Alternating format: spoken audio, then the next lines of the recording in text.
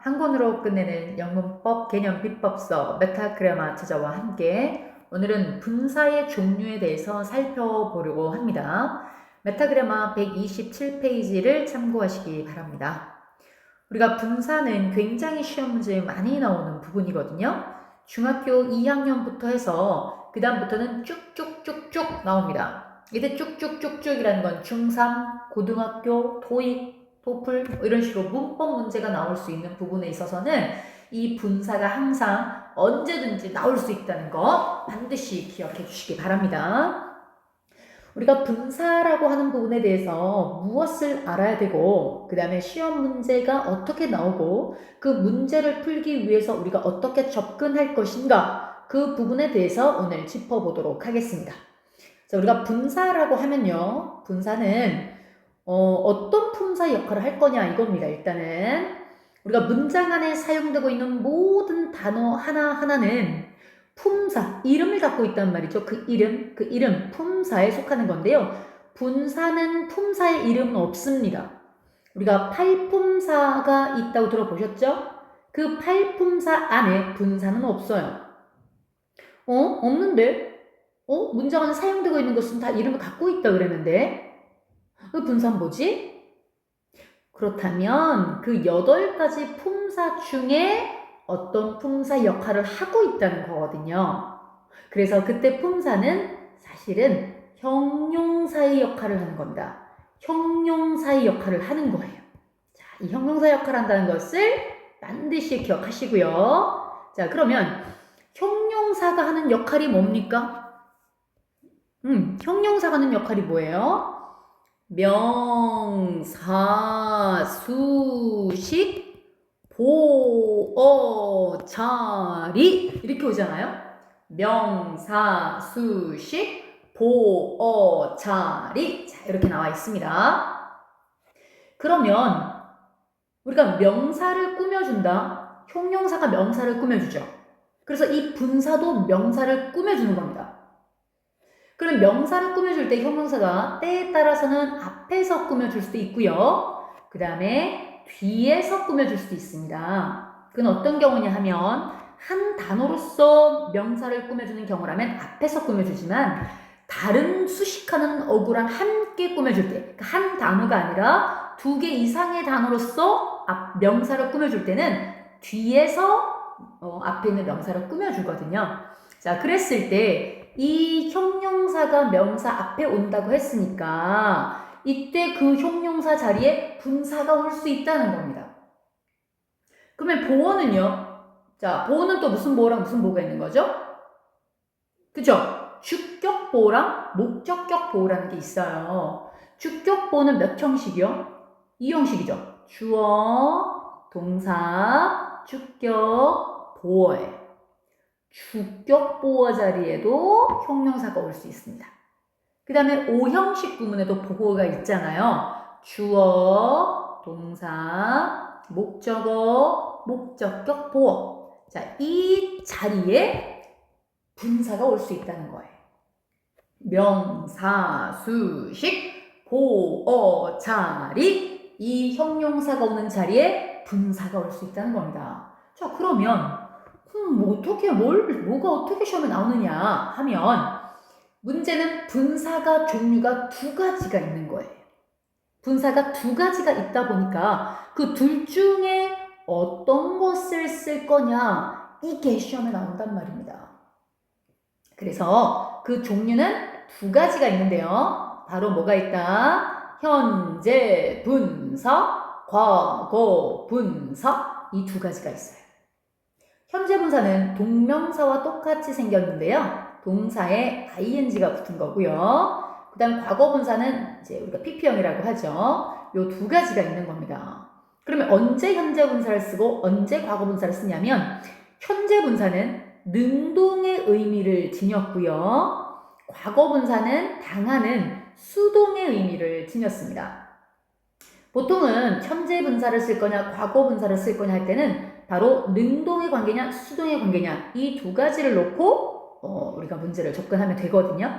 자, 근데 현재 분사는 진행의 의미도 가지고 있고요. 그 다음에 과거 분사는 완료의 의미를 가지고 있어요. 이 차이가 있습니다. 그래서 우리가 현재 분사는 의미가 어떻게 되냐면 뭐뭐 하는, 뭐뭐 하고 있는, 뭐뭐 하면서, 물론 이 하면서는 분사 구문이 나중에 됐을 때 그런 의미를 가지고 있는 거고요. 그 다음에 과거 분사 같은 경우는 당하는, 그래서 뭐뭐 한, 완료된 거, 뭐뭐 된, 뭐뭐 당한, 뭐뭐 되어서 이런 의미를 갖고 있습니다. 그래서 아까 이제 언제 현재 분사를 쓰고 언제 과거 분사를 쓸 거냐, 자, 그 얘기 봤었잖아요. 바로 아까 이 명사를 수식한다 그랬죠. 이 수식할 때, 이 명사를 수식할 때 이 명사와의 관계가 사실은 이 명사가 이 분사에 대한 주체가 되거든요. 그럼 이 명사가 행위를 가하는 주체냐, 행위를 당하는 주체냐를 보는 겁니다. 그래서 이 명사가 행위를 가하는 주체라면 능동의 의미를 지닌 현재 분사가 오는 거고요.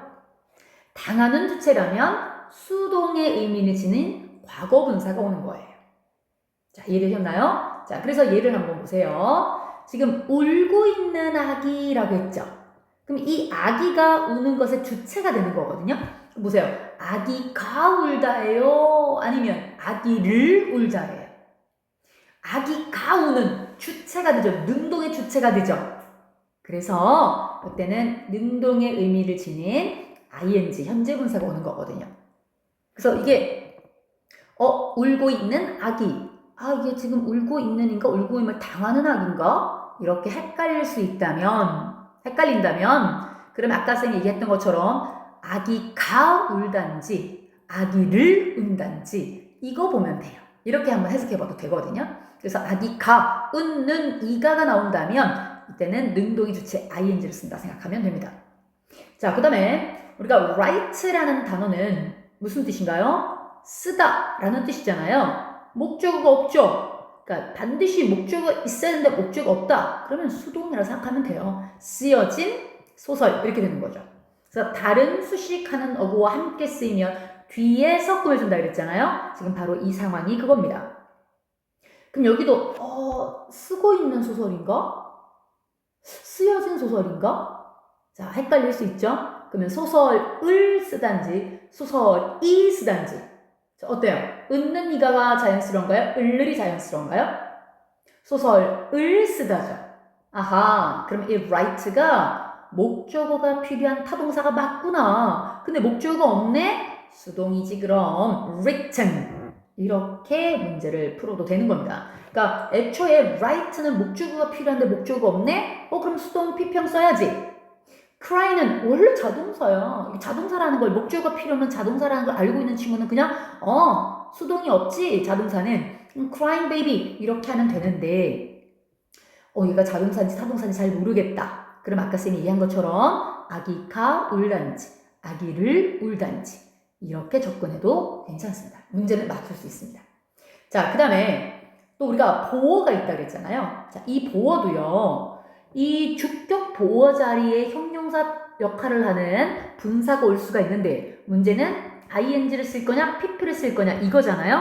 그러면 주어와의 관계를 봐야 됩니다. 주어가 주체니까요. 그 주어가 행위를 가는 주체냐 행위를 당하는 주체냐는 거예요. 보통은 사물이 주어라면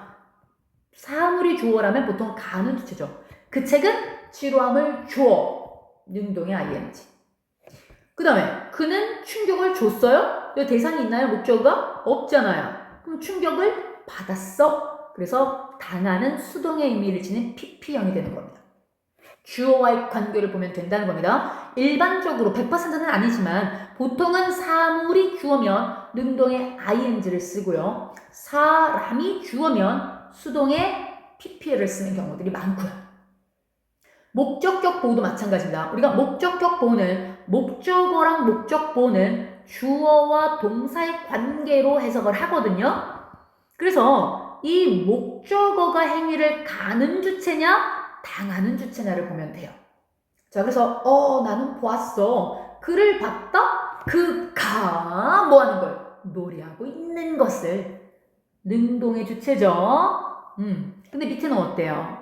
원래 clean이라는 단어가 청소하다인데 목적어가 있어야 되잖아요. 근데 목적어가 없죠. 아하, 목주어가 있어야 되는데 목주어가 없구나. 그럼 수동을 써야지. 이렇게 바로 접근할 수도 있는데요. 원래 그렇게 풀어야 된다고 저는 보고 있고요. 근데 그게 얘가 목주어가 필요한 타동사인지 아닌지를 모른다면 이 목적어랑 목적보호는 무슨 관계라고요? 주어와 동사의 관계라고 해석하라고 했으니까 방이 청소하다예요? 아니면 방을 청소하다예요? 방을 청소하다가 더 맞는 표현이죠. 목적어가 없네. 또는 방이 청소하는 건가요? 청소 당하는 건가요? 당하는 주체잖아요. 당하는 주체. 그러니까 결국은 이렇게 봐도 저렇게 봐도 이 clean이라는 단어는 목적어가 필요한데 목적어가 없으니 아하, 이거는 수동의 의미구나. 그래서 절대로 ing를 쓰지 못하고 수동의 의미를 지닌 pp형을 써야겠구나. 이렇게 접근해야 된다는 것입니다. 자, 오늘 현재 분사와 과거 분사, 분사를 살펴봤거든요. 형용사의 역할을 하는 거고요. 종류가 현재 분사랑 과거 분사가 있는데 현재 분사는 능동의 의미, 그리고 진행의 의미, 과거 분사는 수동의 의미, 그리고 완료의 의미가 있다는 것. 그래서 수식하는 어구 또는 보어 자리에 어떤 형태를 쓸 건지는 그 주체와의 관계를 봐라 라고 설명을 했습니다. 잘 이해가 되셨나요? 네, 오늘도 한 권으로 끝내는 영문법 개념 비법서 메타그래마 저자와 함께 분사의 쓰임에 대해서 살펴보았습니다. 감사합니다.